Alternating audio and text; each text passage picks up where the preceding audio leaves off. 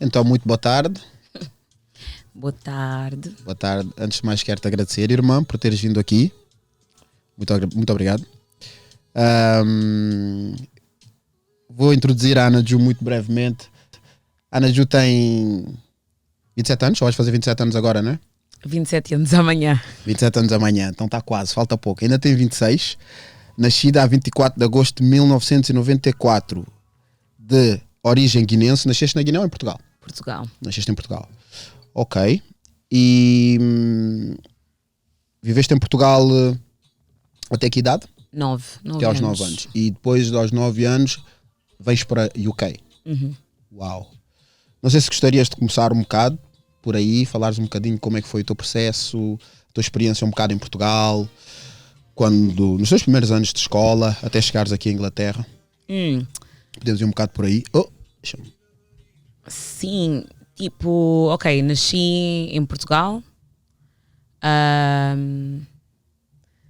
Nasci em Portugal, tenho 2 irmãos mais velhos. A minha mãe e o meu pai trabalhavam, portanto, nós passávamos mais tempo com a minha avó. A minha avó veio da Guiné ficar connosco. Eu estudava numa escola que era ao pé da minha casa, até acho que é o 2º ano. Só que a minha mãe era auxiliar e ela tipo trabalhava numa escola privada em Melessas. E ela tinha direito de me meter lá na escola como filha dela. E ela tirou-me daquela escola onde eu estava, que era uma escola local, que era os meus colegas com quem eu brincava, nos pátios e tudo, das confianças, e levou-me para uma escola em Melessas, que era só miúdos brancos. E eu acho que aí é que eu comecei... Eu acho que aí foi a primeira vez que eu comecei mesmo a lidar com racismo, pela primeira vez na minha vida, porque nas Mercês, onde era a minha escola, a minha primeira escola, havia racismo sim, mas era mais entre pretos e ciganos. Não haviam brancos, mas eram poucos. E não era suficiente para me intimidar ou alguma coisa assim. Só que quando eu fui para aquela escola em Molestas era tipo um abandono total, porque naquela escola onde eu estava eu arranjava confusão, muita confusão, mas os mais velhos da escola eram os amigos dos meus irmãos, portanto ninguém se metia comigo. Tinhas as costas quentes. Portanto tinha guarda-costas e tal. Depois fui para Melessas e meteram-me na linha com o racismo. Fiquei naquela escola até o 4º ano. Depois foi em 2004 que viemos para a Inglaterra e vivíamos numa cidade pequena chamada Ipswich. Fizemos lá 4 anos e depois viemos para Londres. Já não para Londres. Yeah. Então, estávamos a falar há bocado do tal desafio de criança, quando, sobretudo nós passamos, por causa da imigração, às vezes temos que mudar de casa várias vezes, e praticamente tu tiveste uma experiência dessas, tiveste que vir para... Tiveste de mudar de escola quando eras mais nova? Sim. Em que saíste da escola em que tinhas a tua comunidade, estavas tranquila, foste para uma escola em que eras a única rapariga negra. Era da escola ou era da tua turma? Da escola. Uau! Quer dizer, acho que havia um outro rapaz, ele tinha alguma deficiência, por isso ele estava naquela escola para acompanhamento. Sim. Mas era eu e ele. Mas ele não era da minha turma, tipo, eu vi-lhe só na hora do almoço. Ok. Eu cheguei a ser eu praticamente fui sempre o único negro da minha turma. Sempre era o único. Não punham mais ninguém. Até havia mandavam boca que a minha turma era protegida, que não queriam pôr mais negros para não estragar a turma. Já havia um, e então não punham mais para não estragar. Mas eu, por acaso, eu lidei bem com isso, até porque a turma que eu tive até praticamente ao 12º ano foi a turma que eu apanhei no segundo ano. Ok. Então desde aí até o 12º fomos sempre a mesma turma. Nesse aspecto da escola sinto que tive vantagem, tanto que trago amizade com muitos deles até hoje. Ok. Mas era também o único africano da turma. E pronto, há sempre aquelas conversas, aquelas bocas, mas eu por acaso tive uma boa experiência. Eu não posso esquecer a experiência que eu tive a nível de turmas, pelo facto de ser o único de outra origem Sim. na classe. Mas ser da escola, eu penso que foi um desafio mesmo duro para ti. Como é que era também a nível por parte do pessoal da escola, tipo as cantinas, os professores? Sentias que eles tentavam te proteger? Sentias que eles não tinham percepção do que se passava em relação ao teu relacionamento com os outros estudantes? Eu acho que ninguém se importava, até porque eu acho que eu fui o primeiro caso em que as pessoas estavam a lidar com uma menina negra na escola. Mas também eu acho que o racismo era muito, quer dizer, eu acho que ainda continua a ser, mas era muito normal em Portugal. Sim. Tipo, uma pessoa chamada preta, isso é normal, like, isso não é um problema. Yeah. Eu lembro-me às vezes, tipo, quando fazia alguma cena eu ia reclamar à professora ou ao assistente do ATL. Ele assim, sim, mas tu és preta, you know? E não sei, eu acho que porque tu não entendes, estás a passar por algo que vai te traumatizar até quando a situação já passou. Só olhando para trás é que tu consegues começar a pensar, ok, isto que me aconteceu não foi uma coisa normal, isto não devia ter acontecido, ou ficas a questionar se talvez serias diferente se isto não tivesse acontecido. Mas não foram boas experiências, e eu acho que até agora eu lido com esses traumas. Mas não sei, eu acho que a sociedade portuguesa é muito diferente. Eu acho que a minha experiência foi muito diferente aqui na Inglaterra, mas it's character building. Yeah. Eu por acaso, tu tocaste aí num ponto em relação às vezes aos acontecimentos que nós tivemos quando éramos mais novos, que só hoje em dia é que nós estamos a ter noção, porque já somos adultos, claro, e sabemos coisas que não são toleráveis. Sim. Então, quando vêm-nos memórias de quando éramos mais novos, com certos tratamentos que tivemos em Portugal, ficamos chocados. Eu posso muito brevemente explicar-vos uma história. Eu não me canso de contar esta história às pessoas, porque hoje em dia eu paro e quando penso nisso, para mim isso é... Hoje em dia sei que saía no Correio da Manhã. Então, eu tive um problema na sala de aula. A professora, eu estava a afiar o lápis em cima da mesa, a sujar a mesa. A professora foi lá chamar-me a atenção. Eu portava-me bem da mal nesse ano. A professora foi lá chamar-me a atenção, mas eu senti que a maneira como ela me chamou a atenção foi de uma maneira humilhante, porque eu disse aquela coisa de dizer larga pá, e ela disse pá, a vassoura. Óbvio que eu também não posso dizer larga pá a um professor, não é? Mas a professora também não tem que pegar num termo mal educado da minha parte para ainda fazer piada. Claro. Ela disse larga pá, eu disse larga. Disse larga pá, ela disse pá, a vassoura. A turma toda começou-se a rir. Voltou a puxar-me para eu ir ter que levar o lixo para os restos do lápis para o lixo. Disse outra vez, larga-me pá. E ela disse vassoura outra vez, disse 2 vezes. Quando ela disse 2 vezes e a turma riu-se, eu percebi, olha, a professora à primeira não brincou, irritei-me. Tinha para aí 7 ou 8 anos, irritei-me e agredi 2 colegas meus. Não tenho orgulho dessa situação, mas senti-me envergonhado e reagi. Mas sabes o que aconteceu? Yeah. A professora chamou os pais dos meus colegas para terem reunião comigo. Sem os teus pais? Sem os meus pais. A minha mãe não ia a todas as reuniões, mas se fosse esse caso eu sei que ela ia. E mesmo que a professora tenha enviado uma carta, eu tenha convidado a minha mãe para ir à reunião, se a minha mãe não está presente, eu não devia estar presente numa reunião com os pais dos meus colegas. Claro. Esses pais dos meus colegas, um deles ameaçou-me. Ele disse, voltas a bater no meu filho, eu venho aqui e é que te vou dar na cara da próxima vez. Foi a mãe. O pai até estava um bocado mais tranquilo, mas a mãe dizia, voltas a tocar a minha filha, a gritar comigo, a vir para cima de mim, a gritar comigo, como é que tens coragem de tocar a minha filha? Eu assistir àquela situação, mas eu na altura eu nem sei, eu devia ter ficado traumatizado, eu não me lembro se disse aos meus pais em casa ou não, mas quando comento com os meus amigos eu digo, olha, acho que não contei, porque se contasse acho que ia levar mais porrada ainda. Então acho que não contei. Mas hoje em dia, quando eu paro e penso nisso, eu digo, se uma situação dessas passasse com o meu filho, eu não sei o que é que ia acontecer à escola. Eu não sei o que é que ia acontecer à escola, ao professor, aos pais que fizeram isso, eu não sei. Mas isso não é admissível. Claro não é que não. admissível adultos terem que ir resolver um problema que praticamente foi um mau comportamento por parte da professora. A professora não pode em nenhuma altura humilhar um aluno. A professora tem um grau de intelecto e já um crescimento que não é comparável a de uma criança. Tenho que chamar, se calhar, as sim. contínuas, tirar-me da sala de aula, mas não fazer humilhar-me à frente dos meus colegas.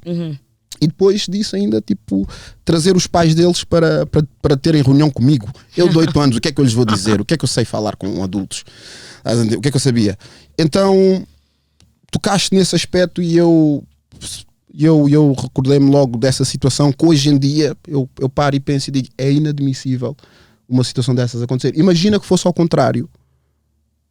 Imagina que fosse ao contrário, pais africanos irem à escola e gritarem com uma menina de 8 anos ou um menino de 8 anos caucasiano. O que é que ia acontecer? Não, isso não existe. Isso não existe, obrigado. Não dá para imaginar. Obrigado. Não dá para imaginar uma situação dessas. Não dá porque o professor nunca toleraria que um pai africano fosse falar com os filhos. Com os filhos, não, com os filhos dele.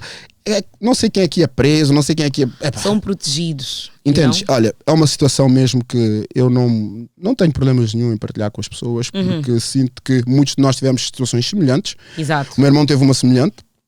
Um dia ele se vier aqui abertamente vai poder explicar, mas é tudo coisas que estão sempre ligadas com uma tremenda falta de educação do sistema português, mas pronto, isso será assunto para outras alturas. Voltando outra vez ao teu percurso, disseste que saíste depois de Portugal com 9 anos, vieste para a Inglaterra, Ipswich e depois de Ipswich Londres. Sim. Como é que foi chegar a Londres, a uma cidade como esta, para ti? Eu sempre gostei da cidade, eu até hoje gosto da cidade, portanto, mesmo não sabendo o que significava vir para a cidade, eu já estava contente de saber que eu vinha para Londres, porque eu costumava vir de férias, jantares, casa de família, portanto já tinha algum conhecimento do que é que seria Londres, porque vinha à casa dos meus primos, etc. Não foi uma mudança drástica, eu fui para uma escola. Quer dizer, nessa época já estava acostumada a mudar de escola, mudei muito de escola, mas muito mesmo. Portanto, era só mais uma mudança para mim, E estudei numa escola só de meninas, em Hackney, que foi a escola onde eu fiz, concluí os meus estudos. E não sei, eu não sei como é que eu não posso explicar como é que eu me senti quando eu mudei para Londres, porque já foi há muito tempo. Sim. Mas foi interessante, tipo, conhecer pessoas diferentes, porque quando eu vivia em Ipswich ou eram brancos ou eram jamaicanos, aqueles jamaicanos assim com um bocadinho mais de dinheiro que saíam da cidade. Portugueses nem tanto, havia muitos, mas não estavam na mesma escola que eu. E depois chegar a Londres e conhecer africanos que não eram jamaicanos, que eram muito parecidos comigo, mas que não eram guinenses. Não eram guinenses. Fogo, adorei. Nigerianos, do Ghana, Gâmbia. Eu acho que foi muito interessante para mim. Eu gostei. Gostei de ver, tipo, calma aí, tu também comes isso, mas tu não és da Guiné. Como é que isso é possível? Aí é que eu conheci a minha grande amiga, que é a Nick. Eu e ela estávamos na mesma sala, conhecemos logo no primeiro dia. Mas foi muito interessante para mim. Tipo, foi a primeira vez também que eu tive uma amiga angolana. Porque também nas Mercês era tipo cabo-verdianos ou guinenses, não havia assim muitos angolanos, ou pelo menos na área onde eu vivia. Portanto foi assim uma experiência muito interessante. Foi aí que eu comecei logo a ver assim, ter aquela... de começar a reconhecer que eu tinha assim um gosto por africanos. Sim. Mas um gosto também por... saber quais eram as experiências das outras pessoas, tipo, como é que a minha vida, eu sou o protagonista da minha vida, mas como é que outras pessoas também são protagonistas das vidas deles, exato. Mas estamos aqui estamos aqui todos. Muito interessante. E diz-me outra coisa, notaste logo diferenças certamente de Ipswich para Londres e depois também notaste diferenças de Londres para Lisboa. Qual é que é assim, a maior diferença que tu consegues assim notar logo a nível de como se vive aqui em relação a Portugal? Não, eu não notei essas diferenças de Portugal a Inglaterra logo, porque eu ainda ia de férias, porque eu acho que eu só comecei a notar a diferença quando eu fui para a faculdade. Aí comecei a ter mais consciência do que é viver, o que é ter direitos como um ser humano. Ok. Porque eu mesmo, quando eu saí de Portugal, para já era muito nova. Depois vim para a Inglaterra e também ainda era muito, muito nova. E depois cresci, tinha alguns amigos que iam para Portugal de férias. Então também queria esse hábito de ir para Portugal de férias, mas eu saí de lá com 9 anos, portanto eu não tinha muito em Portugal. Portanto eu não entendi, havia aquela... não sei se estava na moda ou o quê, mas todos os anos tinha que ir de férias para Portugal. Eu lembro que os meus pais davam uma mesada, o meu pai dava-me 20 libras por semana, a minha mãe dava-me 10, eu acho. E eu juntava aquilo, eu não mexia naquela conta, só para poder comprar o meu bilhete para ir para Portugal no verão. E ia sempre para Portugal e gostava. Tipo, passava por coisas em Portugal, mas olha, o enjoyment era sempre... Era a prioridade. Claro. Faziam-te esquecer as coisas. Não, eu não queria nem saber. Mas notavas já a nível de atendimento de serviço que era diferente? Não, porque eu gostava de Portugal.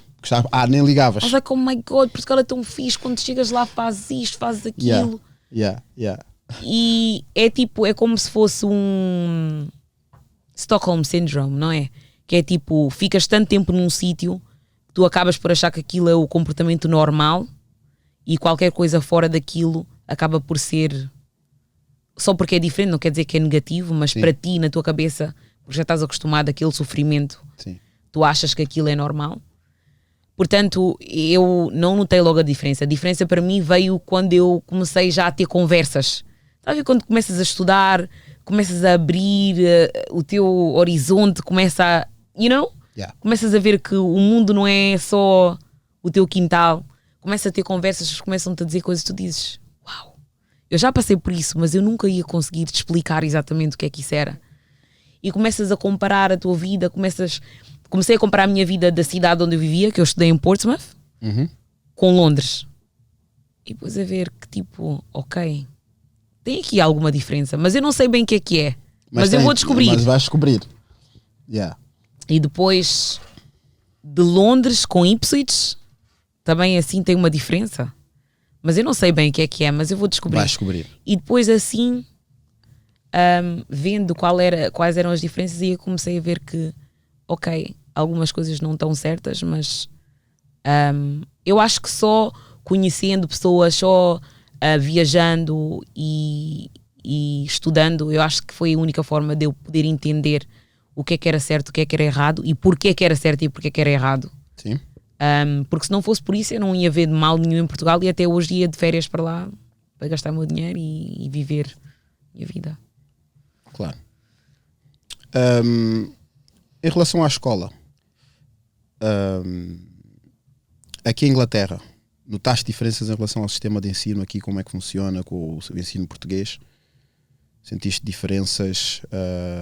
Ou já pelo facto de teres ido para Ipswich já acabaste por ficar ambientada e nunca viste assim?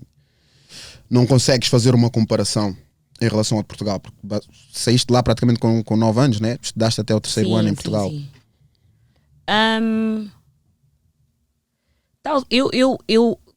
Foi como eu disse, eu consigo notar agora. Porque, por exemplo, eu quando estava em Portugal nunca me deram por uma aluna assim que fosse criativa ou alguém que fosse que tivesse algum destaque. Mas aqui eu sempre tive destaque, porque eu não fiz o 5º ano, porque aqui não se chumba. Portanto eu saí do 4º ano e por causa da minha idade, porque eu faço anos em 24 de agosto e o ano a seguir em setembro, então eu escapei. Por isso eu cheguei aqui e fui logo para o 6º. Saltaste logo. Mas eu sempre tive muito destaque na escola, sempre. E eu nem me lembro, a minha mãe às vezes me diz, porque sempre que eu fazia trabalhos na escola, desde Ipswich, eu era sempre... o meu trabalho era sempre apresentado. Sempre. Acho que não houve nenhum ano que eu tive, tipo, que fiz algum trabalho, porque eu sou muito criativa, mas só que eu não sei explorar essa área. Mas quando era mais nova eu não tinha medo. Portanto, ou era em artes, ou era em poemas, ou era em ciências. O meu trabalho era sempre em destaque, eu tinha sempre prémios na escola. Portanto, eu acho que se for para comparar, eu diria que em Portugal o racismo é institucional.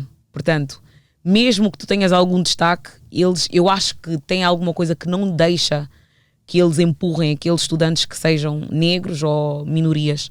Só que aqui, por mais que haja racismo, porque eu não digo que não há sempre, mas eles tentam sempre fazer por mérito, ou às vezes tentam. E eu acho que eu fui o exemplo disso, não é? E eu vejo a diferença nisso, mas também vejo a diferença porque eu acho que aqui nós dão-nos muita independência. Mesmo na área de não chumbar. É independência no sentido de dizer que eu confio em ti para tu passares para a próxima, mesmo se tu não estudaste. Quer dizer, tu passas para a próxima, para o próximo ano, mas não... Eu não sei explicar bem, mas, por exemplo, eu tenho colegas que deram-se muito bem porque dão-te a liberdade de, tipo, experimentares coisas sem teres aquele medo de que se experimentares algo e gostares mais de uma coisa e menos de uma, que não vais passar. Isto quer dizer que tu podes, tipo, explorar áreas diferentes e depois, tipo, quando chegas nos A-levels, eles mostram-te onde é que tu tens o destaque e tu escolhes. Aí já é mais difícil, porque se tu escolhes esse caminho para ti, tens já aquela confiança que já tens algum backup, alguma experiência que demonstra que tens realmente alguma criatividade para essa área. Sim. Mas isso fez com que, por exemplo, eu lembro-me que eu fazia sign-up para tudo. Eu tinha um e-mail da escola e eles mandavam-nos informação de tudo. Eles mandavam-nos informação de qualquer coisa que tinha a ver com jovens. Na nossa zona, mas também em zonas assim de Central London. E eu fazia application para tudo. Eu não sabia para quê, mas eu fazia para tudo. E quando eu digo tudo, eu não estou a gozar, eu fazia mesmo para tudo. Para trabalhar nas limpezas, para fazer cleaning the society, para fazer speeches, poemas, para cantar. Não tenho talento nenhum. Eu fazia para tudo. Mas eu digo isso para dizer que, tipo, há tanta independência para tu, para seres o mestre do teu destino, que tipo, as únicas pessoas que não conseguem são aquelas que não querem ou que não usam as oportunidades ou não exploram aquelas oportunidades que têm. Porque eu, por exemplo, as pessoas quando veem o meu percurso agora, talvez não sabem como é que eu cheguei às Nações Unidas, mas eu trabalhei nas Nações Unidas quando eu estava na escola. Eu, antes de entrar na faculdade, já tinha trabalhado nas Nações Unidas por uma oportunidade dessas, que eu nem sequer sabia que ia para lá. Depois fui para a Suíça e estava lá a trabalhar durante 2 semanas. Eu não sabia nada. Eu estava lá, mas eu não sei como é que... Eu nem sequer sei como é que eu consegui acabar lá, mas foi uma experiência muito interessante. Mas é porque eu não tenho medo de experimentar. Eu experimento, se der certo, deu certo. Se não der certo, olha, vamos para a próxima, porque eu vou continuar a aplicar. Yeah. Olha, tocaste mesmo no próximo ponto que eu queria fazer, era e resumirmos agora uma primeira fase daquilo que foi a tua vida. És filha de imigrantes, os teus pais vêm para a Europa à procura de um futuro melhor, tu e mais 2 irmãos. Sim. Nós todos sabemos que não é fácil numa casa que tenha mais do que um filho em Portugal, na condição de imigrante, fazer-vos crescer a todos. Aos 9 anos tens que encarar outra realidade, ter que aprender uma nova língua, e depois de teres que encarar uma nova realidade, e nem foste para uma zona diversa, foste para Ipswich, que não é propriamente Londres. Tiveste de adaptar ali e depois vens para Londres, onde acabas por também terminar os teus estudos. Acabaste os teus estudos em que curso específico? Fiz o meu primeiro curso de faculdade é Direito com Relações Internacionais. Sim. E tenho um mestrado em Políticas Africanas. Pronto. Acabas depois esses 2 degraus académicos e neste momento trabalhas para a ONU. Isto vem só provar que és uma pessoa cheia de resiliência, que certamente em Portugal nos primeiros anos nem conseguiram ver o teu potencial, ouviram, mas simplesmente as coisas estão feitas assim. Mas um outro país acabou por dar-te as oportunidades, dar-te os recursos, e tu hoje em dia és uma mulher licenciada, estudada, informada. Sei também que criaste uma fundação, Ju & Co, de solidariedade e de iniciativa social. Sim. O que eu aproveito já para te parabenizar. Eu não sei se das últimas vezes que nós falámos, nunca tive tempo para tocar neste ponto contigo, mas encheu-me de orgulho, porque quando eu vejo pessoas com quem eu lidei em ambientes de convívio a entrarem e a desenvolverem projetos como esses dão uma motivação enorme a entender, porque nós sabemos do struggle que a gente teve. Claro, às vezes claro. por termos estado juntos, temos conversas e sabemos que passámos pelo mesmo, e depois quando eu vejo a atingir as coisas que tu atingiste, motiva-me imenso, e isso é uma das razões que estás aqui. E eu queria dizer que penso que o teu percurso foi brilhante desde Portugal até ter chegado aqui. E agora queria aproveitar para entrar na tua história, nesse teu progresso em relação ao ONU. O que é que tu nos podes contar de teres conseguido alcançar uma oportunidade dessas numa instituição tão conhecida e importante no mundo como a ONU? Eu acho que eu sempre fui muito dedicada, mesmo desde de criança, e não desisto fácil. Por exemplo, eu sou uma pessoa que, se digo que vou fazer uma coisa, eu vou fazer. Sempre. E eu disse que ia para a Guiné. Eu decidi que queria voltar para a Guiné em 2010. Eu não tinha curso ainda, porque eu só fui para a faculdade em 2013. Mas eu sabia que eu queria ir para a Guiné. Não sabia o que eu ia fazer, nem como. Eu conhecia alguém que trabalhava nas Nações Unidas na Guiné-Bissau, mas a pessoa não foi aberta comigo para me dar informação de qual era o trabalho da ONU, porque eu nem sequer sabia o que eram as Nações Unidas, sinceramente. Naquela altura, em 2010? Não sabia. Eu sabia que era uma organização importante. Sim. E uma organização que lidava com direitos humanos. Eu, na época, o meu foco era direitos da mulher. Esse era o meu foco. Era a área que tu querias Sim, era a área trabalhar. que eu fazia muito trabalho relacionado a direitos da mulher, e na escola era all about that. Portanto, eu sabia que as Nações Unidas estava envolvida nessa área de alguma forma, mas não sabia bem qual eram os objetivos das Nações Unidas. Mas sabia que também, para ir para a Guiné, não tinha noção de qual era a sociedade guineense, mas eu sabia que para ir para a Guiné tinha de estar numa organização assim, e muita gente ia para as Nações Unidas. Era a única coisa que eu sabia. Entretanto, eu fui para a faculdade, mudei de curso de última hora, porque eu ia fazer Relações Internacionais, depois acabei por fazer Direito com Relações Internacionais. E quando eu cheguei no terceiro ano, eu fiz uma cadeira que era Direitos Humanos, e a minha vida mudou. Quando eu fiz aquela cadeira, foi que eu disse: uau, eu não sabia que existia isto, mas é isto que eu quero. É isto que quero. Já não quero mais nada, agora quero só isto. Conseguiste encontrar o teu quintal?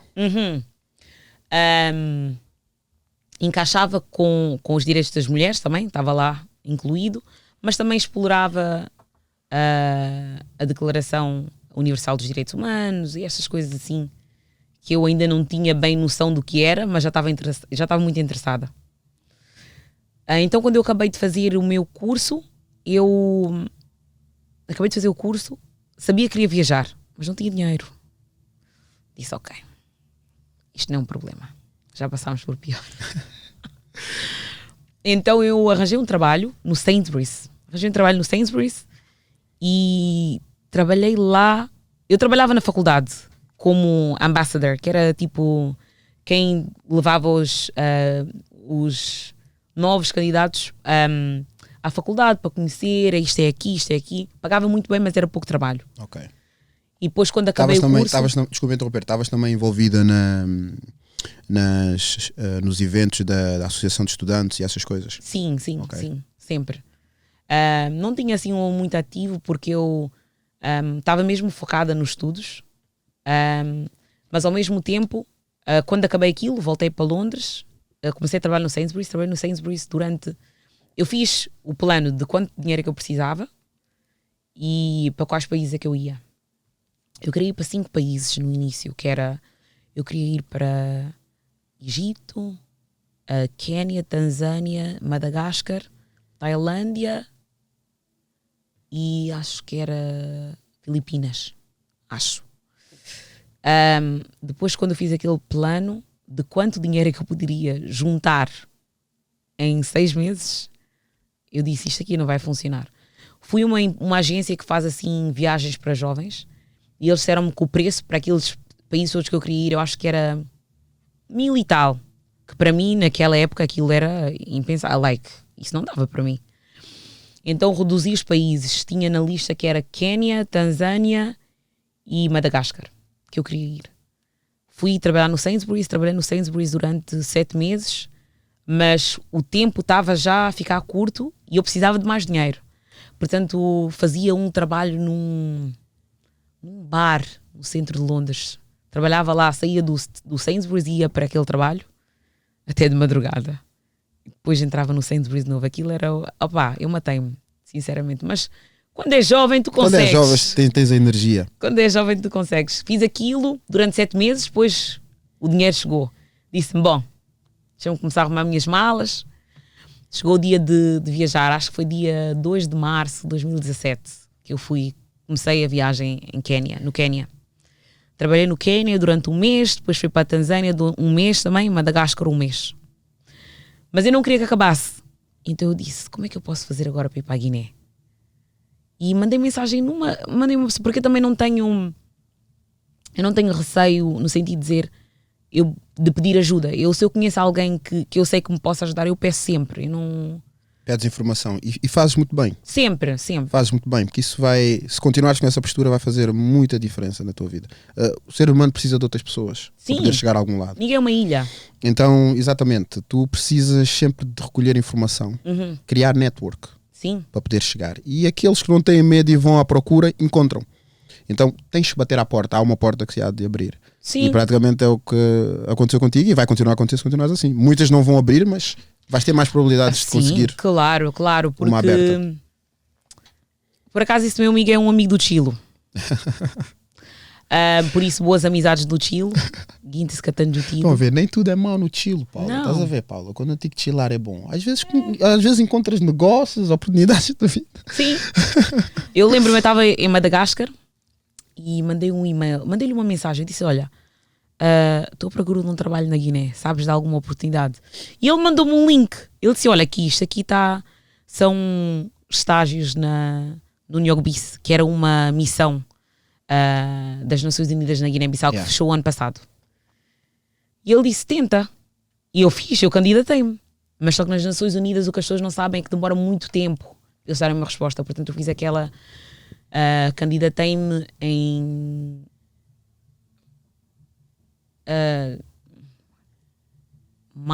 início de maio, mas só recebi uma oferta em final de agosto.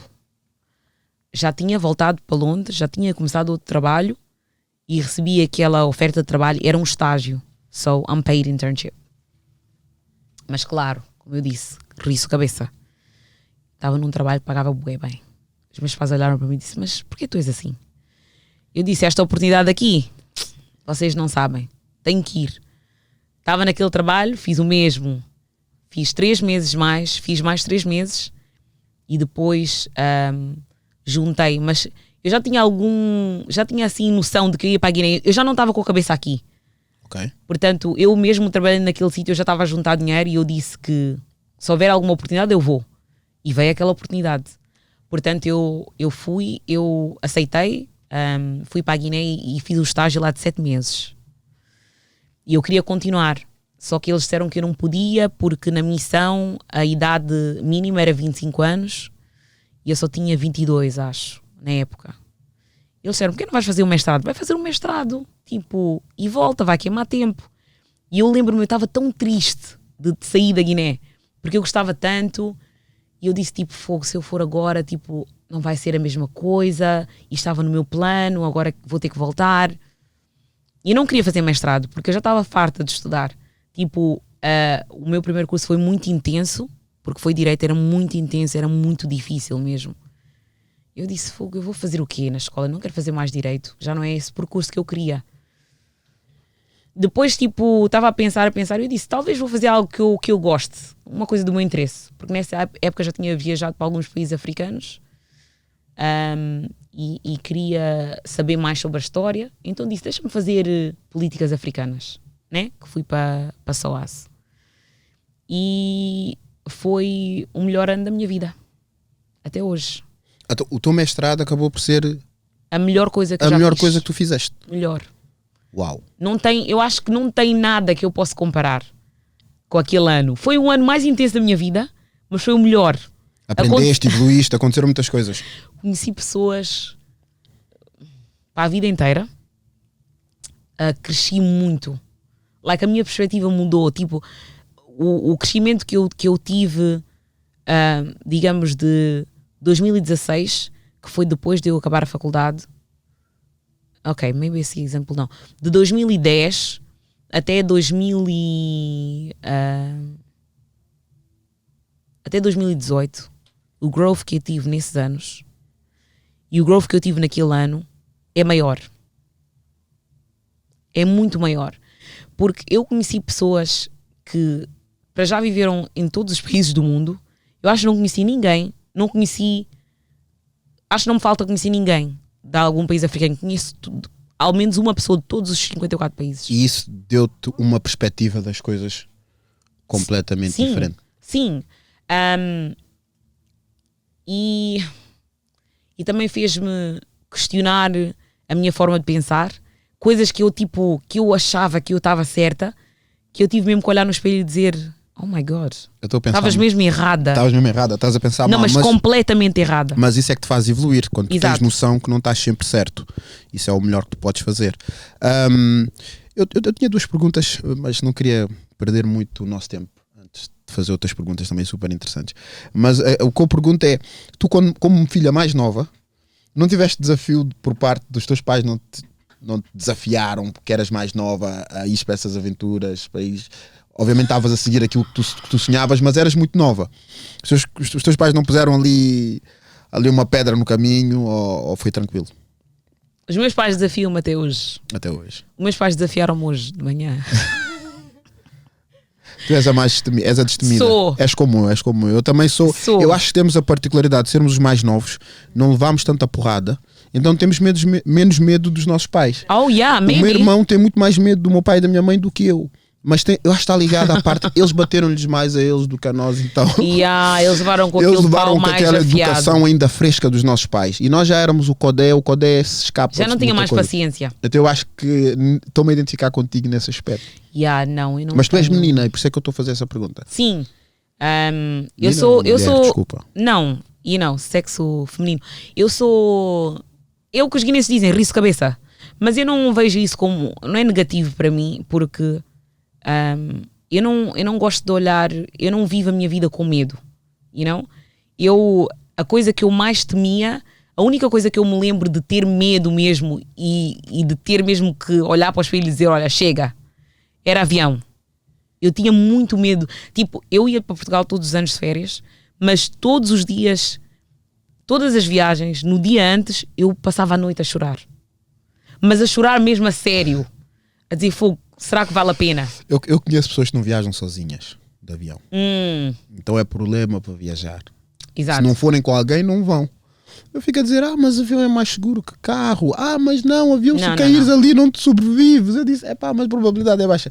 Anyway, mas conheço pessoas que têm mesmo fobia também de avião, a esse nível. Sim, olha, não sei. Eu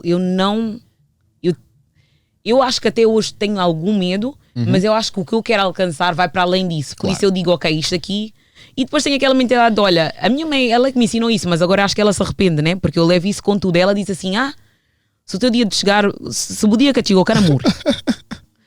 Nem se o dia que chegou, capudi bem. Yeah. Portanto eu digo, ok, se for para morrer neste avião, não posso livrar, tenho que ir. Não tens que ir. Se o meu dia chegar, eu tenho que ir. Yeah. Portanto, eu tenho que levar a vida, eu vivo a vida nesse aspecto e claro que eu tenho precaução e claro que eu sou cautelosa, eu não digo que eu não tenho medo nenhum, mas eu tento tento sempre medir quais são as consequências de fazer e de não fazer. E eu não digo que não hajam coisas que eu não fiz, porque eu quando decidi que queria viajar, os meus destinos eram para estes países assim da Europa, porque era o que os meus colegas faziam, mas eu desisti disso. Porquê? Porque sendo mulher negra, em países do leste da Europa não é seguro para mim. Portanto, eu desisti disso. Eu sei que eu já tive sonhos que não segui em diante por causa de ser mulher, por ser negra, mas eu não gosto de olhar para a vida com uma lente de medo. Eu acho que é muito perigoso, porque eu tenho muito mais medo de não fazer e ter depois estar a pensar, ai, o que é que poderia ser, o se eu soubesse, ou eu não quero viver assim, eu quero fazer, e se não correr bem, ao menos eu sei que eu tentei, do que não fazer. E eu queria só acrescentar uma nota, isso que estás a dizer mais vale tentar e errar, porque aprendes do que não tentar.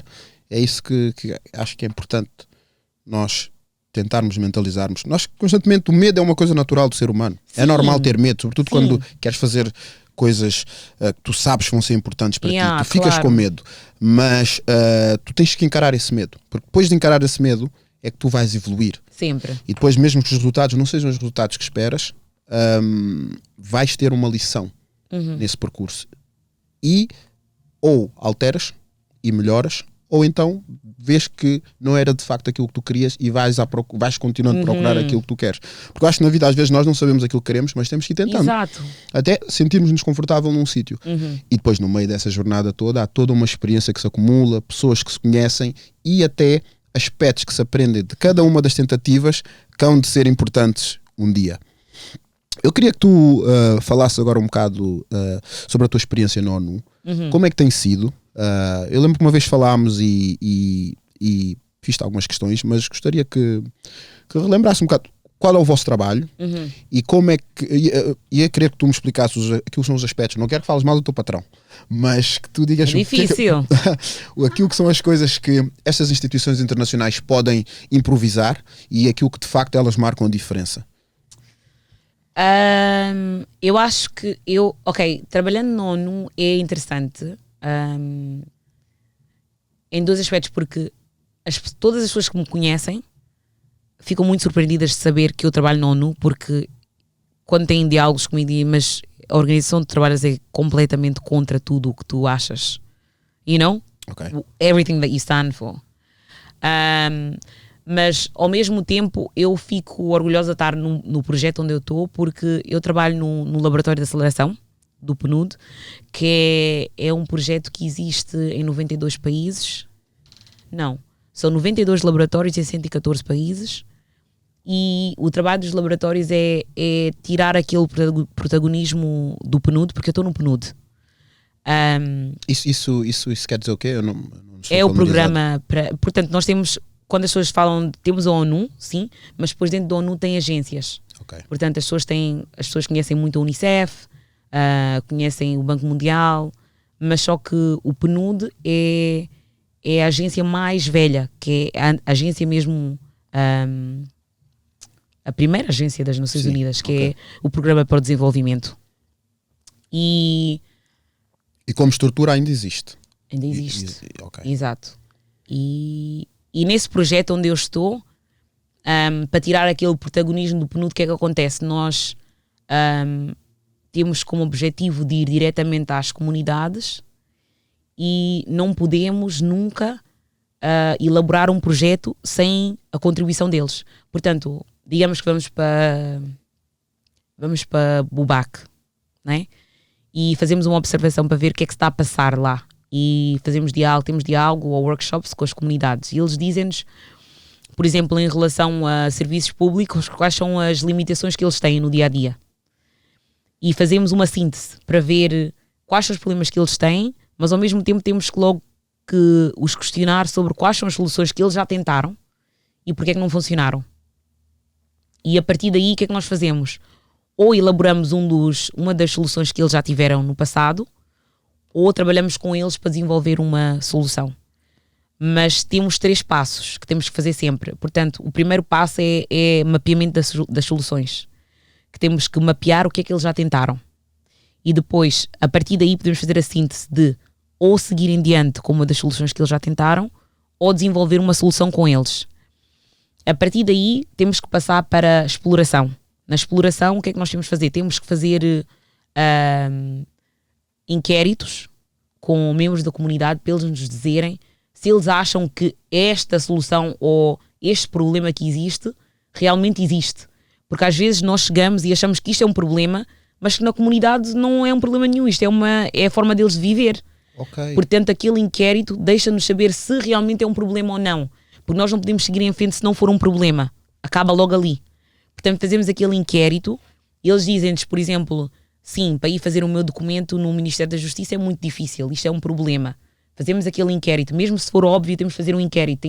Tem que haver sempre um inquérito, que é aquela base de dados que pode nos dizer e justificar que realmente entramos na comunidade porque era necessário. Depois fazemos essa exploração, vamos para o terceiro passo, que é a experimentação. Que é, com a comunidade tem que ser cocriação para eles nos... como é que eu posso explicar? Para experimentar aquelas soluções que nós desenvolvemos depois dos inquéritos para ver se funciona ou não. Porque, e nós chamamos aqui, é design thinking, que chama-se design thinking, que é, no sentido chamamos de laboratório de aceleração porque é uma experimentação, temos a ver se realmente funciona antes de sair do laboratório.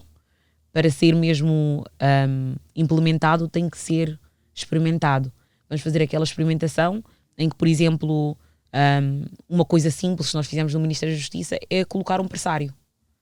Depois colocamos aquele pressário e fazemos outro inquérito para ver então aquilo, mas nunca somos nós que temos que fazer o inquérito, tem que ser sempre pessoas externas para ser para não ser biased, não é? Ok. E então aquele inquérito é feito novamente com o mesmo número de pessoas que foi feito na exploração, para ver se realmente aquilo fez alguma mudança. Tu, quando chegaste lá, sentiste que agora há uma diferença, sim ou não? Se houver alguma mudança, se eles disserem que sim, que houve alguma mudança, a segunda pergunta é, mas de que forma é que pode ser melhorado? E aí é que é o design thinking, que nós voltamos outra vez para o laboratório e implementamos novas para melhorar aquela solução, até ser algo mesmo sólido, que pode ser implementado não só no Ministério em Bubaque, mas a nível nacional. A nível nacional. Uma questão que eu queria aproveitar para fazer é: a ONU tenta trazer soluções que possam ser vantajosas do ponto de vista económico e social, mas com a perspectiva ocidentalizada de como é que a comunidade tem que se organizar, ou tenta perceber, que foi mais ou menos o que eu percebi do que tu disseste, tenta perceber mais quais são as necessidades das pessoas e dentro dessas necessidades tenta apoiá-las para que elas possam realizar aquilo que são as necessidades satisfazer aquilo que são as necessidades da comunidade. O que é praticamente acaba por ser mais a função da ONU, é trazer ou acabar por apoiar e assistir as comunidades dentro daquilo que são as culturas delas. Eu não posso falar pela ONU em geral, porque eu trabalho só no PNUD. Sim. Mas no PNUD, o administrador, que é o Joachim Steiner, ele agora está a tentar mudar a forma de pensar, que é através dos laboratórios de aceleração. Que é porque, por exemplo, o PNUD pode ter um projeto que quer implementar e que queira implementar mesmo de uma forma boa que seja sustentável. Mas só que talvez a falta de conhecimento ou a abordagem talvez às vezes não é certa e o projeto pode não correr da forma que eles acharam que iam correr, que é normal, acontece em qualquer lugar. Mas eles estão a tentar mudar a forma de pensar para que todos os projetos que estão a ser implementados sejam como o projeto do Laboratório de Aceleração, que é, nós chegamos à comunidade porque tem sempre em todos os países, tem staff que é nacional e staff que é internacional. O staff que é internacional vem mais com o conhecimento de fora, mas eles não têm o contexto do país onde eles estão. Portanto, eles precisam um do outro para poder seguir em frente. Mas eu acho que com a introdução de projetos como o Laboratório de Aceleração vai deixar com que haja uma colaboração 50-50 para o staff nacional poder realmente entender, explicar ao staff internacional qual é o contexto da Guiné-Bissau. Por exemplo, tivemos um projeto que estávamos a fazer que é muito interessante, que foi em Gabu. E o projeto era para registro civil. E nós estávamos a tentar entender o que é que eles já tinham experimentado, né? Que é aquela parte da exploração, do mapeamento. E nessa parte da exploração, nós tínhamos lá na sala técnicos do PNUD, técnicos da Casa da Justiça, e tínhamos também pessoal que trabalha lá mesmo na comunidade. E as pessoas que mais contribuíram foi o pessoal que trabalha na comunidade. Porquê? Porque eles entendem o que é que as pessoas... Eles vivem na tabanca. Portanto, ele disse-nos coisas que para nós foi tipo, uau, nunca pensei. Sim, mas nunca pensaste porque não vives lá. Não vives lá, não tens noção. Mas é da uma coisa realidade. muito óbvia para toda a gente que vive lá. Portanto, uma pessoa da comunidade pode chegar e dar-nos perspectiva de uma coisa que nós estamos a tentar ver há um ano. You know? Coisas simples de, por exemplo, não é esta pessoa indicada para fazer o relato na rádio. Tem que ser esta pessoa, porque esta pessoa aqui é mais respeitada na comunidade, e é mais respeitada na comunidade por causa de x, porque eles conhecem a comunidade. Mas isso é conhecimento que nós não íamos ter se não fosse pela parte da comunidade. Criam-se oportunidades para as pessoas com essas iniciativas por parte do PNUD. Acaba por haver oportunidades para os mais jovens que certamente colaboram com vocês, membros respeitados da comunidade. Acaba por haver oportunidades para eles poderem certamente até estudar ou ter acesso a uma função mesmo dentro da vossa estrutura por trazerem essas contribuições, essa informação. Que eu saiba, não diretamente. Eles podem, porque muitas dessas pessoas também, o que nós tentamos fazer é não remover essas pessoas da comunidade onde eles estão, porque são pessoas que fazem muita diferença. Tu não podes tirar as melhores pessoas das regiões para levar para a cidade se eles estão a fazer a diferença nas regiões. Porque a Guiné-Bissau não é só Bissau, mas quando tu estás na Guiné tu pensas que a Guiné acaba em Bissau. E não é nem o início. Portanto, há sim jovens que acabam por explorar oportunidades não diretamente no PNUD, talvez, alguns podem, alguns não sei, não posso falar porque não estou há muito tempo, mas muitos acabam por entrar acabam por ser líderes da comunidade deles porque são reconhecidos ou porque trabalham muito perto connosco, mas isso não é para todos e não é... Eu acho que não deve ser aconselhado que as pessoas achem que só porque tiveram algum trabalho com o PNUD que são garantidos a algo, porque não é assim que funciona. Não é assim que funciona. Dentro deste processo todo, qual é que foi o maior desafio que tu encontraste em ter que ir a estas comunidades? Quais foram os desafios que foram duros para ti durante este tempo? Eu diria que seja a infraestrutura na Guiné. É muito difícil viajar dentro do país. Mesmo com os melhores carros, os melhores condutores, não dá. É muito, muito, muito difícil. E o corpo cobra. Nós fizemos uma viagem a todas as regiões, as 8 regiões, e o setor autónomo de Bissau em 6 semanas. Portanto, foi muito, muito pesado. E só por aquela experiência dá já para ver porque é que o país está como está. Porque se uma viagem de Bissau para Gabu demora 2 horas, não, 3 horas, quase 3 horas, 3 horas e meia, e poderia ser feito em talvez 2 horas, 1 hora e 50 minutos, pois já podes imaginar se não tem aquela infraestrutura básica em Gabu e as pessoas saem de lá para ir para Bissau, para, por exemplo, tratamento ou para fazer um BI ou alguma coisa assim, torna-se muito complicado, porque tu acabas por excluir membros da sociedade só por viverem fora da capital. Da capital, claro. Portanto, quem não tem difícil. quem não tem carro ou não consegue ter acesso a uma viatura acaba por ficar extremamente limitado, seja para o que for. Mesmo a nível de negócio, faz com que o país não possa se desenvolver ainda mais, porque a nível de transportação não existe um investimento. Não. E aquele que existe não é acessível Não dá para dizer que tu vais viajar todos os dias, não tem condições, não podes contar sempre com aquele transporte, porque hoje há, amanhã não há, ou hoje embarcas, para no caminho, you know? Portanto, existe muita imigração da parte de Senegal, Gâmbia, Guiné-Conakry, assim no sul do país. Mas é difícil. É difícil. Vocês, membros da ONU, o que é que vocês podem fazer quando vocês têm os vossos diálogos com o governo? O que é que são os aspectos que vocês podem abordar com o governo, ou se é que o governo fala com vocês? Como é que funciona a vossa relação com o Estado guinense?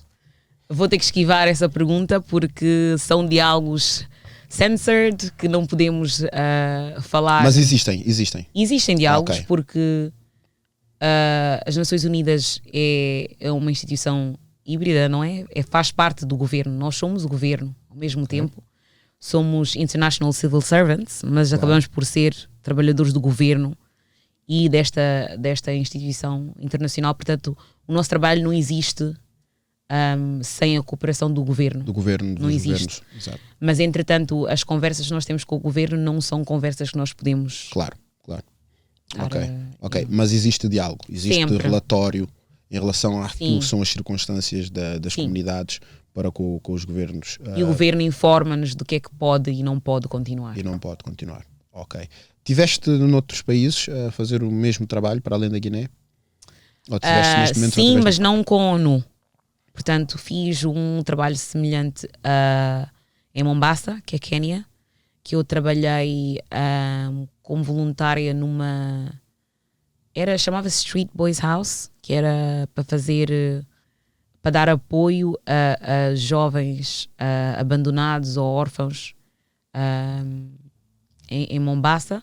Foi um trabalho muito difícil para mim, porque foi a primeira vez que eu vi uma situação difícil, que tu não sabes mesmo, que tu não podes fazer nada. As pessoas vivem numa situação difícil e tu não podes fazer nada para os ajudar.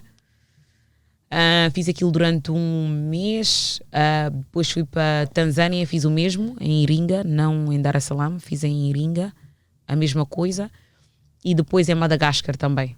Portanto, foi um trabalho assim, foi um trabalho difícil para mim, mas acho que foi necessário, para poder também ter perspectiva do que é que eu vivo e qual é a diferença em outros países, mas também para saber que esse tipo de trabalho não é benéfico para as comunidades onde tu achas que estás a ajudar, acaba por piorar essas comunidades, mas eu precisei de fazer isso para saber, you know? Porque depois vim a descobrir que isso chama-se volunteerism, que acaba por danificar comunidades, porque tu começas a criar expectativa em crianças, começas a acostumar as crianças ao abandono. Todos os meses tem uma pessoa nova, todos os meses tem que dizer adeus, e já são crianças que vêm de famílias muito vulneráveis ou que não têm famílias, e depois essas crianças acabam por crescer não conseguem se apegar a nada ou a ninguém, porque já estão acostumadas a serem abandonadas.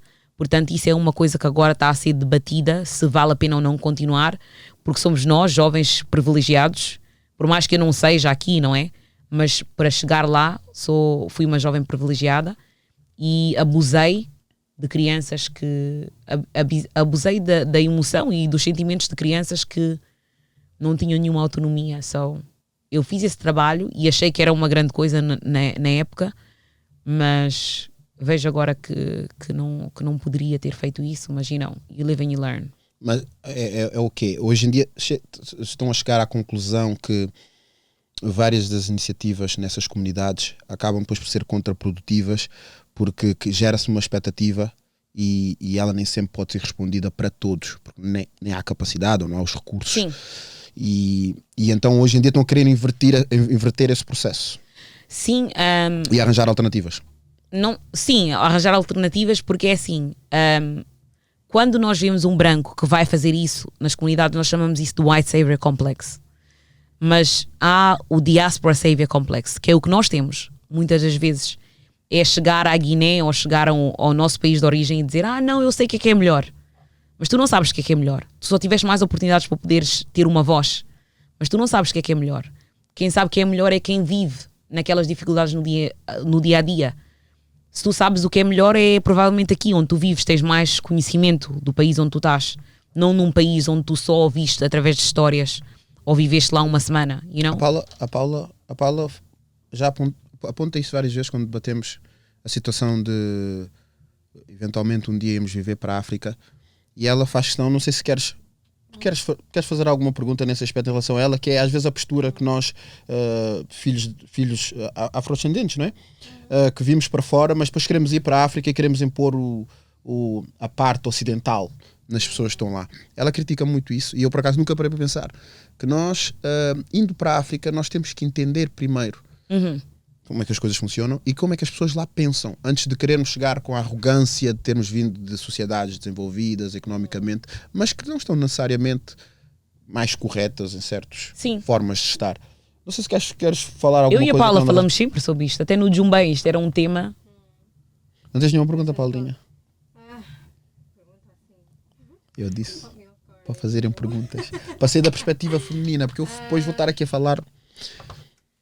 Não, a minha pergunta mesmo era sobre como é que tu vês, tipo, os jovens que já lá estão, não é? Muitos deles são formados.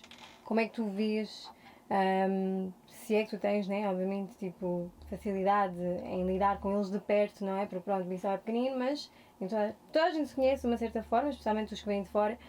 Porque os que vêm de fora, não é que nós não conheçamos, mas sabemos mais ou menos quem eles são, não é? Ou em que é que se formaram e, entre aspas, para que é que lá vão, não é? Mas já, como é que tu vês a postura deles lá? Como é que avalias o que está a ser feito por eles lá? Porque muitos deles vão com um objetivo, ou vão com uma ideia de negócio, ou vão para trabalhar em organizações, ou vão para trabalhar dentro do governo.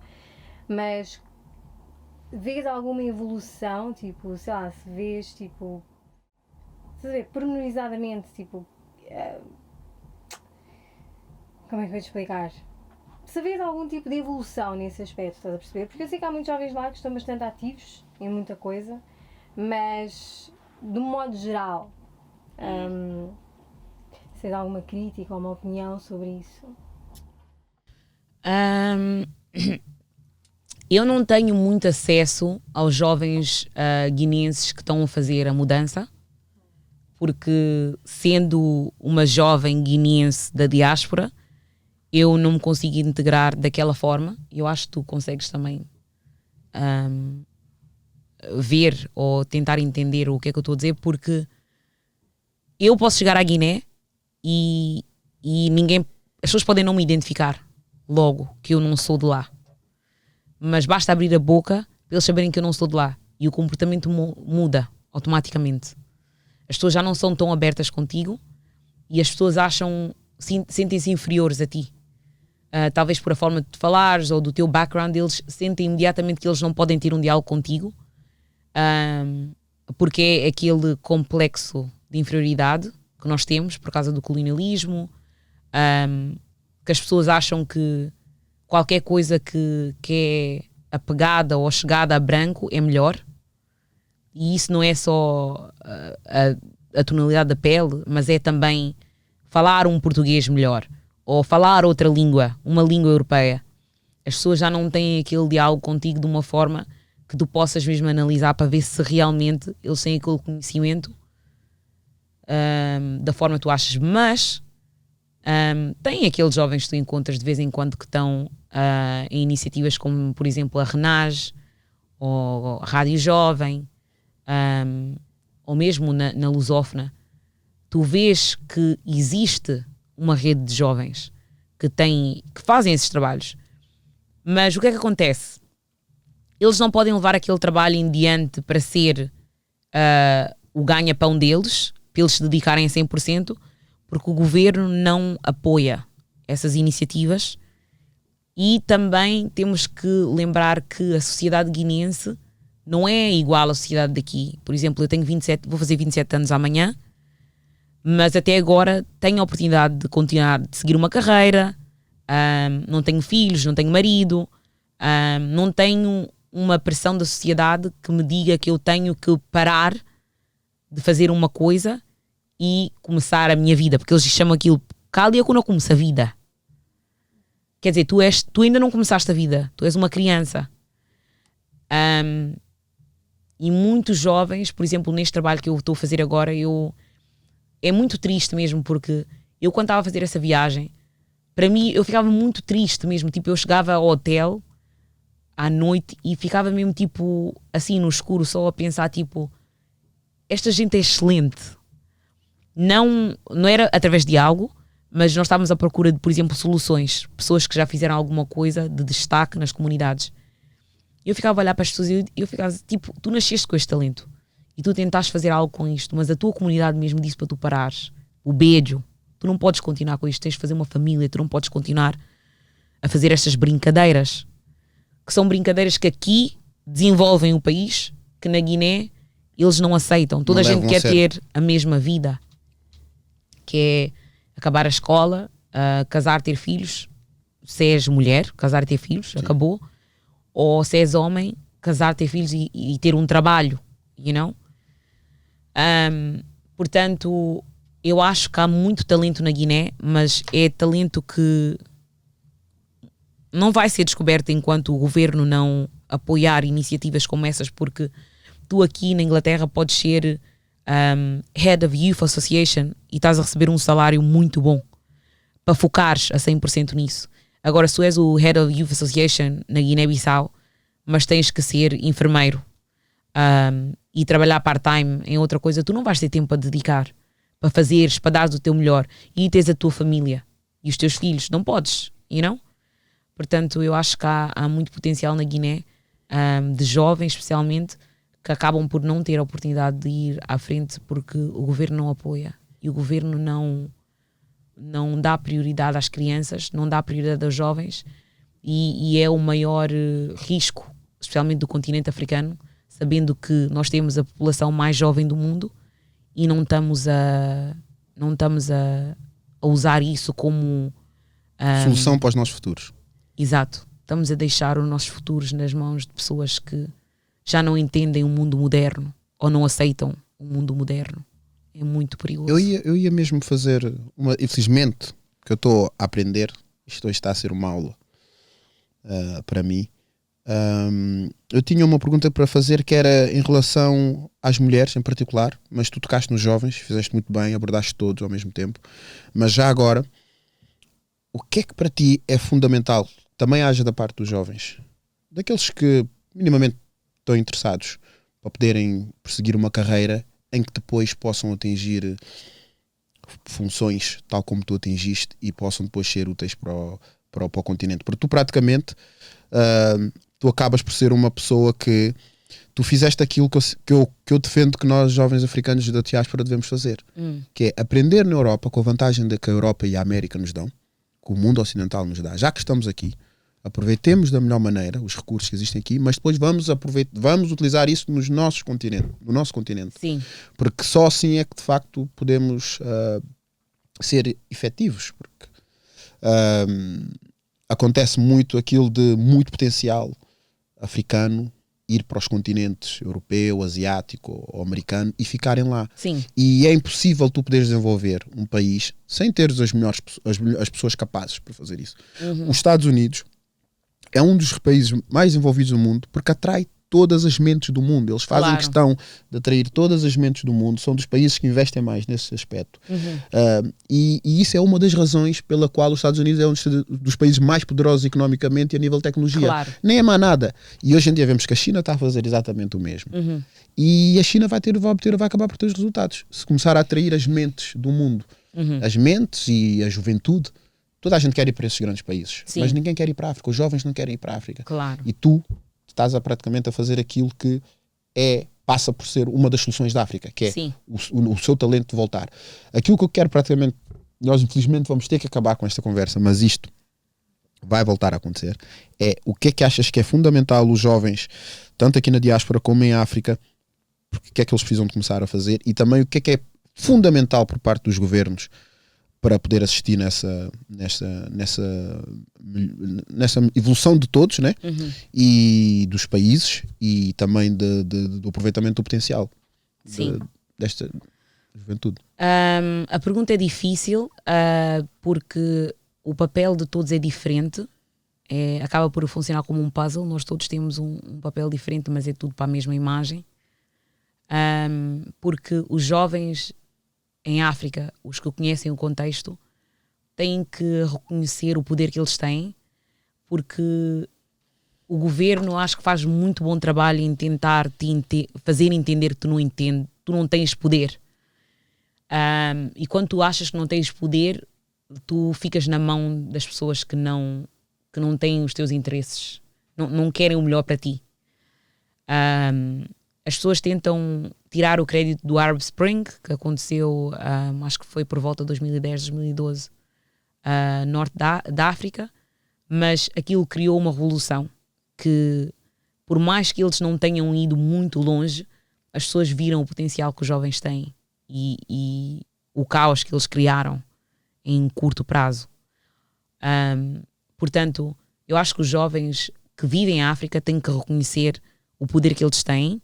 E eu acho que eles não devem desistir da criatividade e dos objetivos que eles têm para o país, porque muitos deles, depois, quando têm uma oportunidade, eles vendem-se, eles acabam por esquecer de onde é que eles vieram e não lutam por aquilo que eles querem, lutam para terem mais dinheiro ou para viverem vidas que, não são benéficas para o país, mas só beneficiam a alguns. E para os jovens da diáspora, jovens como nós, eu acho que nós temos que, sim, aproveitar as oportunidades que nós temos aqui, mas de lembrar que nós não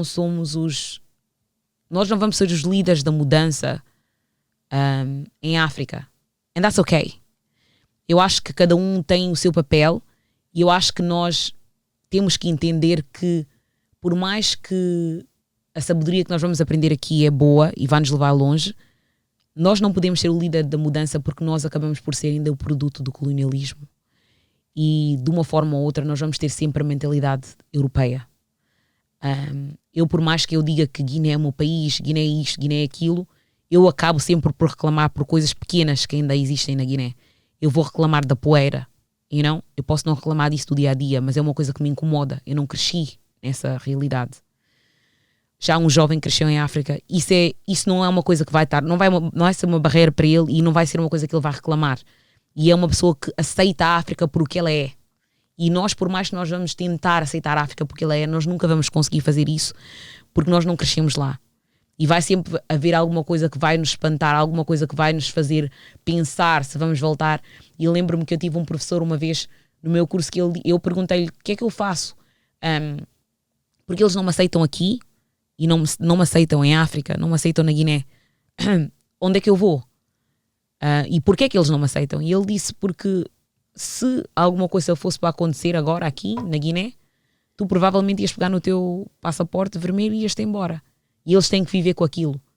Aquilo é a realidade deles, eles não têm a escolha de sair de lá. Portanto, por mais que nós queiramos ir e ser os líderes de mudança, nós temos que acabar com esse protagonismo e esse Diaspora Savior Complex e apoiar iniciativas que já existem, talvez, ou apoiar aqueles que não têm os skills, mas que precisam, para eles poderem realmente avançar com o país, os países africanos. Eu acho que nós podemos ter o supporting role. Nós podemos ser o... Como é que se chama aquele... O amigo do Jordan, que era sempre... Scott Pippen. O Pippen. Ele era sempre o second man. E eu acho que a diáspora temos que nos lembrar que nós vamos ser sempre o second, e não faz mal, porque nós temos de uma equipa. Temos que acabar com o protagonismo de achar que eu tenho que meter a minha cara ali para as pessoas saberem que eu fiz. Não. Tu podes estar atrás de uma organização que está a correr muito bem e estar contente com aquilo. Nós não temos de estar sempre à frente. Eu vejo isso muito na nossa comunidade. Eu acho que não é a melhor forma de seguir em frente. E, por último, o governo, né? Eu acho que o governo... Eu não posso dar advice ao governo, sinceramente, porque eu não entendo como é que tu não levas o bem-estar da comunidade como o primeiro objetivo, primeiro e único objetivo. Se o governo não entende o que isso é, eu não posso dizer ao governo. Eu não sei, sinceramente. Isso é uma pergunta que realmente só os governantes podem responder. Podem responder. Ana, foi um prazer ter-te aqui. Muito obrigado. Obrigada a ti, obrigada a vocês. Espero que voltes muito em breve para podermos aprofundar, quiçá, noutros tópicos. Foi uma grande aula, um grande episódio. Muito obrigado e tudo de bom para quando voltares. Tá bom? Obrigado. Beijinho. Beijo.